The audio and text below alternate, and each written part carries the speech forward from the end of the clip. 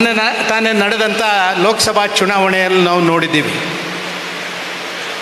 ವಿಶೇಷವಾಗಿ ಹೊಸ ರಾಜಕಾರಣ ಕರ್ನಾಟಕ ರಾಜ್ಯದಲ್ಲಿ ಮೊನ್ನೆ ಪ್ರಾರಂಭ ಆದ್ದನ್ನು ಕಂಡಿದ್ದೀರಿ. ಲೂಟಿಗೋರರನ್ನು ಅಧಿಕಾರದ ಗದ್ದುಗೆಯಿಂದ ಕೆಳಗಿಳಿಸಬೇಕು, ಜನವಿರೋಧಿ ನೀತಿ ಮಾಡುವಂಥ ಕಾಂಗ್ರೆಸ್ಸನ್ನು, ಭ್ರಷ್ಟ ಕಾಂಗ್ರೆಸ್ನ ವಿರುದ್ಧ ಸಮರ ಸಾರಬೇಕು. ಇವತ್ತು ನಡೀತಾ ಇರುವಂಥ ಈ ಒಂದು ರಾಜಕಾರಣ ಇದಕ್ಕೆ ಕೊನೆ ಹಾಕಬೇಕು ಅಂಥೇಳಿ ಸನ್ಮಾನ್ಯ ದೇವೇಗೌಡರು, ನರೇಂದ್ರ ಮೋದಿಯವರು ಮಾತಾಡಿ ಕರ್ನಾಟಕ ರಾಜ್ಯದಲ್ಲಿ ಸಮಾನ ಮನಸ್ಕರಾದಂಥ BJP ಮತ್ತು JDS ಅದರ ಜಂಟಿ ಕಾರ್ಯಾಚರಣೆ ಪ್ರಾರಂಭ ಮಾಡುವಂಥದ್ದನ್ನು ಮೊನ್ನೆ ಚುನಾವಣೆಯಲ್ಲಿ ನೀವು ಕಂಡಿದ್ದೀರಿ. ಪ್ರಾಯಶಃ ಅದು ಇವತ್ತು ಮುಂದುವರಿತಾ ಇದೆ. ಇದು ಶಾಶ್ವತವಾದಂಥ ಒಂದು ದೋಸ್ತಿ ನಮ್ಮದು ಆಗಿರಬೇಕು. ಸಮಾನ ಮನಸ್ಕರು ಜನವಿರೋಧಿ ಆಡಳಿತ ಮಾಡ್ತಾ ಇರುವಂಥ ಕಾಂಗ್ರೆಸ್ನ ವಿರುದ್ಧ ಮುಂದಿನ ಎಲ್ಲ ದಿನಗಳಲ್ಲಿ ಅವರ ರಾಜಕೀಯವನ್ನು ಕೊನೆಗಾಣಿಸುವವರೆಗೆ ನಮ್ಮ ಹೋರಾಟವನ್ನು ಮುಂದುವರಿಸಬೇಕು ಅಂತ ನಿಶ್ಚಯವನ್ನು ಮಾಡಿ 2ನೇ ಚುನಾವಣೆಯಲ್ಲಿ JDS ಮತ್ತು BJP ಜಂಟಿ ಕಾರ್ಯಾಚರಣೆ ಮಾಡ್ತಾ ಇದೆ. ವಿಶೇಷವಾಗಿ ವಿಧಾನ ಪರಿಷತ್ ಅಂತ ಹೇಳಿದರೆ ಅದೊಂದು ವಿಶೇಷವಾದಂಥ ಪ್ರಜಾತಂತ್ರ ವ್ಯವಸ್ಥೆಯಲ್ಲಿ ಒಂದು ವಿಶೇಷವಾದಂಥ ಅದಕ್ಕೆ ಸ್ಥಾನಮಾನ ಇದೆ. ಚಿಂತಕರ ಚಾವಡಿ ಅಂತಲೇ ಹೇಳ್ತಾರೆ ಅದಕ್ಕೆ. ವಿಧಾನ ಪರಿಷತ್ನ ರಚನೆಯಾದಂಥ ಸಂದರ್ಭದಲ್ಲಿ ನೀವು ನೋಡಿದಿರಿ, ನಮ್ಮ ಮೈಸೂರಿನ ಮಹಾರಾಜರು ವಿಧಾನ ಪರಿಷತ್ನಲ್ಲಿ ಎಲ್ಲ ತಜ್ಞರೇ ಇರಬೇಕು, ಬೇರೆ ಬೇರೆ ಕ್ಷೇತ್ರದಿಂದ ಬಂದವರು ಇರಬೇಕು. ನಾವು ನೋಡ್ತಾ ಇದ್ದೇವೆ, ನಾವೆಲ್ಲ MLA ಆಗಿರುವವರು, MLA ಆದವರು ಇಡೀ ಕ್ಷೇತ್ರವನ್ನು ಎಲ್ಲವನ್ನು ಪ್ರತಿನಿಧೀಕರಿಸ್ತಾರೆ. ಆದರೆ ಒಂದು ವಿಶೇಷವಾದಂಥ ಕ್ಷೇತ್ರವನ್ನು ಪ್ರತಿನಿಧೀಕರಿಸುವಂಥದ್ದು ಅದು ವಿಧಾನ ಪರಿಷತ್ನಲ್ಲಿ ಮಾತ್ರ.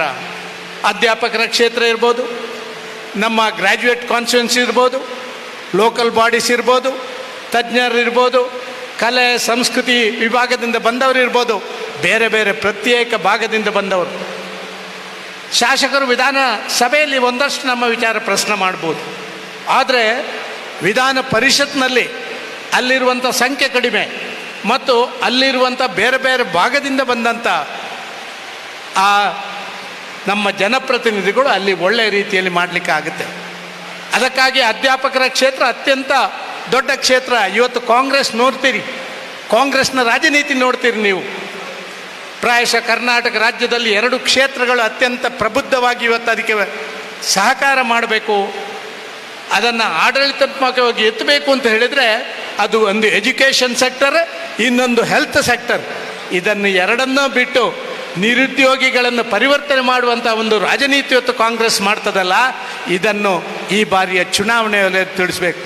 ನಾನು ಕುಮಾರಣ್ಣನ ಜೊತೆ ಮಾತಾಡ್ತಾ ಇದ್ದೆ. ಈಗ ಮೊನ್ನೆ ನಡೆದಂಥ ಪ್ರಥಮ ಹಂತದ ಚುನಾವಣೆ ಕರ್ನಾಟಕದ ದಕ್ಷಿಣ ಭಾಗ ಪ್ರಾಯಶಃ ಭಾರತೀಯ ಜನತಾ ಪಾರ್ಟಿ ಮತ್ತು BJP ಅದ್ಭುತವಾದಂಥ ಒಂದು ಕಾರ್ಯಾಚರಣೆ ಮಾಡಿದೆ.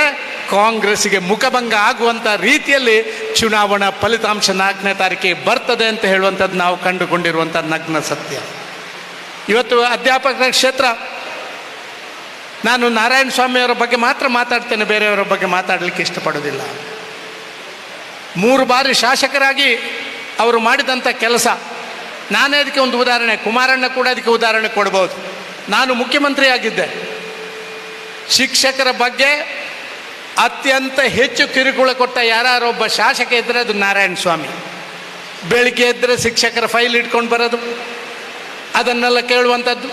ಅವರ ಕಾಲಘಟ್ಟದಲ್ಲಿ ನೀವು ನೋಡಿರ್ಬೋದು, ನಾವು UGCಯ 6ನೇ ಮತ್ತು 7ನೇ ಹಂತದ ಆ ಪೇಮೆಂಟ್ಗಳನ್ನು ನಾನು ಮುಖ್ಯಮಂತ್ರಿ ಆದಾಗ ಇವರು VS ಆಚಾರ್ಯನ ಕರ್ಕೊಂಡು ಬಂದು ಅದನ್ನು ಕೊಡಿಸುವಂಥ ಕೆಲಸ ಮಾಡಿದಂಥ ಕೀರ್ತಿ ನಿಮ್ಮ ಇವತ್ತಿನ ಅಭ್ಯರ್ಥಿ, ಹಿಂದಿನ ಶಾಸಕರಾದಂಥ ನಾರಾಯಣ ಸ್ವಾಮಿಗಳು.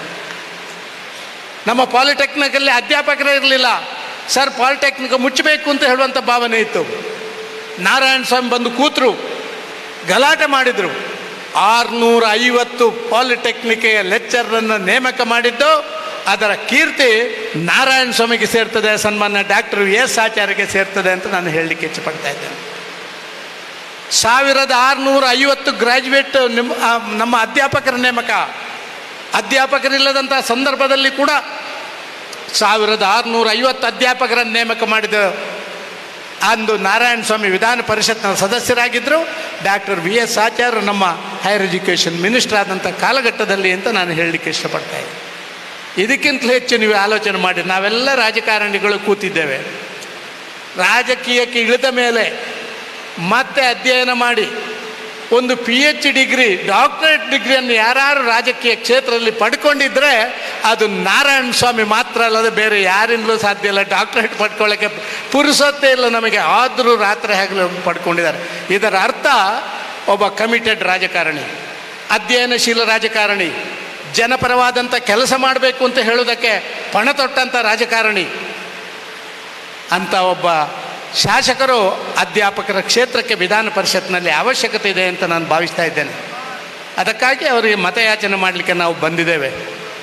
ನಾವೆಲ್ಲ ನೋಡಿದ್ದೇವೆ, ಎಲ್ಲ ಕಡೆ ಹೋಗಿದ್ದೇವೆ. ಇವತ್ತು ಕಾಂಗ್ರೆಸ್ನ ಸರ್ಕಾರಕ್ಕೆ ಚಾಟಿ ಬೀಳುವಂಥ ಶಾಸಕರು ವಿಧಾನಸಭೆಯಲ್ಲಿ ವಿಧಾನ ಪರಿಷತ್ನಲ್ಲಿ ಅವಶ್ಯಕತೆ ಇದೆ. ನಾನು ಹೇಳ್ತಾ ಇದ್ದೆ, ಸಾಧಾರಣವಾಗಿ ಇವತ್ತಿನ ಕಾಂಗ್ರೆಸ್ ಸರ್ಕಾರ ಹೇಗಿದೆ ಅಂತ ಹೇಳಿದರೆ, ಒಂದು ಕೊಳಕು ಹಳ್ಳದಲ್ಲಿ ಬಿದ್ದಂಥ ಒಂದು ಎಮ್ಮೆ ಅಂತಾಗಿದೆ. ಎಮ್ಮೆ ಹಾಗೆ ಕೊಳಕು ಹಳ್ಳದಲ್ಲಿ ಆ ಎಮ್ಮೆ ಬಿದ್ದುಕೊಂಡು ಚೆಂದ ಇರುತ್ತೆ, ಆರಾಮಾಗಿರುತ್ತೆ. ಅದಕ್ಕೆ ಚಾಟಿಯೇಟುಗಳು ಎಲ್ಲ ಒಂದು ಬಿದ್ದರೆ ದೂರದಲ್ಲಿ ಬಿದ್ದಿದೆ ಅಂತ ಅದಕ್ಕೆ ಅಂದಾಜು ಆಗುತ್ತೆ. ಎರಡನೇದು ಬಿದ್ದಾಗ ಎಲ್ಲೋ ಸ್ವಲ್ಪ ಹತ್ತಿರ, ಮೂರನೇದಾಗಿ ನನ್ನ ಹತ್ತಿರ, ನಾಲ್ಕನೇದು ಸರಿ ಬಾರಿಸಿದ್ರೆ ಮಾತ್ರ ನನಗೆ ಬಿದ್ದಿದೆ ಅಂತ ಅನಿಸಿದೆ. ಪ್ರಾಯಶಃ ಅಂಥ 4 ಚಾಟಿಯೇಟುಗಳನ್ನು ಕೊಡಲಿಕ್ಕೆ ನಾರಾಯಣ ಸ್ವಾಮಿ ಮಾತು ಹೇಗೆ ಅವ್ರದ್ದಲ್ಲ, ಕಟಕ್ ಮಾತು, ನೇರ ಮಾತು. ಆದ ಕಾರಣ ಅಂಥವರನ್ನು ಆಯ್ಕೆ ಮಾಡಬೇಕು ಅಂತ ಹೇಳುವಂಥ ವಿನಂತಿಯನ್ನು ಮಾತ್ರ ಮಾಡಲಿಕ್ಕೆ ಬಂದಿದ್ದೇವೆ. ಪ್ರಥಮ ಪ್ರಾಶಸ್ತ್ಯದ ಮತಗಳನ್ನು ಅವರಿಗೆ ಕೊಡಬೇಕು. ಒಂದೇ ಓಟು, ನಾವು ಎರಡನೇ ಓಟೇ ಕೊಡೋದು ಬೇಡ. ಒಂದು ಕೊಡುವಂಥ ಒಂದು ಓಟು ಕೂಡ ಅದಕ್ಕೆ ಡೆಕೋರೇಷನ್ ಎಲ್ಲ ಮಾಡಲಿಕ್ಕೆ ಹೋಗೋದು ಬೇಡ, ಬರೀ ಒಂದು ಹೇಳಿದ್ರೆ ಆಯಿತು.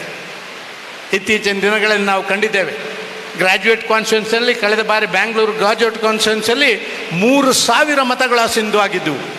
ಈ ಬಾರಿ ಅಂಥದ್ದಕ್ಕೆಲ್ಲ ಅವಕಾಶ ಕೊಡಬಾರ್ದು ಅಂತ ಮಾತ್ರ ವಿನಂತಿ ಮಾಡಲಿಕ್ಕೆ ಬಂದಿದ್ದೇವೆ. ನೀವು, ನನಗೆ ಗೊತ್ತಿದೆ, ನಾರಾಯಣ ಸ್ವಾಮಿ ನನ್ನ ಜೊತೆ ಸುದೀರ್ಘವಾಗಿ ನನ್ನ ಸ್ನೇಹಿತರಾಗಿರುವಂಥವ್ರು, ಒಂದು ವಿಶ್ವಾಸದಿಂದ ಕೆಲಸ ಮಾಡುವಂಥವ್ರು.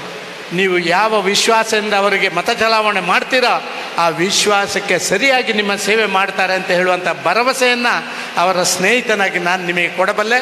ನಿಮ್ಮ ಆಶೀರ್ವಾದ ನಾರಾಯಣ ಸ್ವಾಮಿ ಮೇಲಿರಲಿ.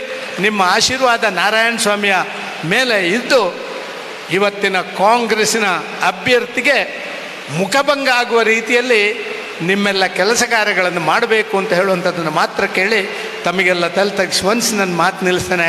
ಜೈ ಹಿಂದ್, ಜೈ ಕರ್ನಾಟಕ.